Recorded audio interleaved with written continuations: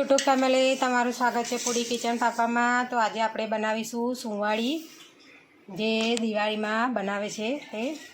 તો આ રીતે મેં મેંદો ચારીને લઈ લીધો છે। આ રીતે ગરમ પાણી લીધું છે, તેમાં ખાંડ વઘારવા માટે નાખીશું 2 વાડકી જેટલી। આ રીતે થોડું હસેકું પાણી ગરમ કરી તેમાં આ રીતે ખાંડ આપણે વઘારી નાખવાની। તેને ગરમ નથી કરવાનું, માપનું હસેકું પાણી થોડું રાખવાનું। આ રીતે આપણે મોરસ બધી વઘાર નાખવાની પાણીમાં આ રીતે। અને સાઈડમાં મેં ઘી ગરમ કરવા માટે મૂક્યું છે। આપણે થોડું ઘી જરૂર પડશે, બાકીનું આપણે તળવામાં લેવાનું છે। આપણે થોડી તેમાં ઇલાયચી નાખી દઈશું આ રીતે। તેમાં આપણે ઘી રેડીશું મોવણમાં આ રીતે।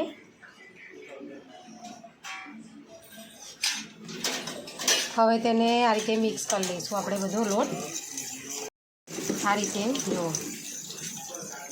ઘી આપણે માપનું ગરમ કરવાનું છે, બહુ ગરમ કરવા નથી। આ રીતે હાથે થોડું એ રહે હાથમાં તેટલું જ ગરમ કરીશું આપણે। હવે તેને આપણે બધો લોટ મિક્સ કરી લઈશું ઇલાયચી અને ઘીને।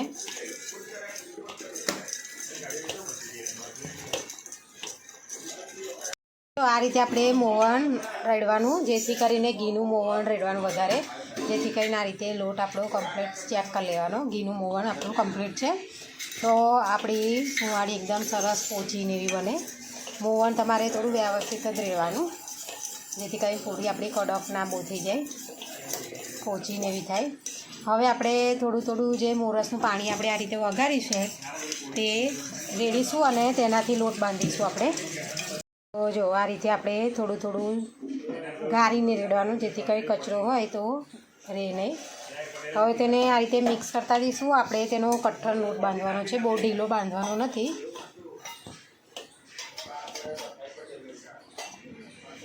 થોડું પાણી રેડતા જવાનું ને આ રીતે લોટ બાંધતા જઈશું આપણે। એ જો આપણે લોટ બાંધીને રેડી કરીએ છીએ આ રીતે, થોડો કઠણ ને એવો મીડિયમ આપણે ભાખરીનો જે લોટ બાંધીએ તેવો લોટ બાંધવાનો। પછી તેને આ રીતે તેલની વડો હાથ કરી તેલવાળો આ રીતે કરી દીધો છે આપણે મસળીને। હવે તેને આપણે નાના લુવા વાળી દઈશું। એ નાના લુવા કરીને રેડી કરી દીધું છે। હવે તેને આ રીતે ગુલ્લા કરી દઈશું।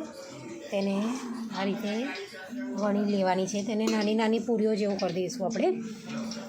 આ રીતે ઘી પણ મેં ગરમ કરવા માટે મૂકી દીધું છે। હું ઘીમાં બનાવું છું, તો મેં ઘી પણ ગરમ કરીને રેડી કરી દીધું છે।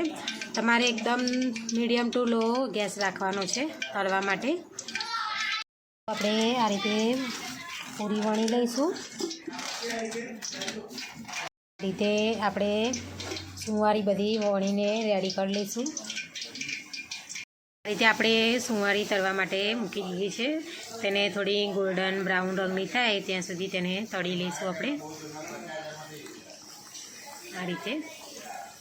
જો થોડી એક સાઈડની થઈ જાય એટલે તેને બીજી સાઈડ પલટાવી નાખવાની। જો આ રીતે એક સાઈડ થઈ જાય એટલે તેને બીજી સાઈડ આ રીતે ફેરવી દેવાની।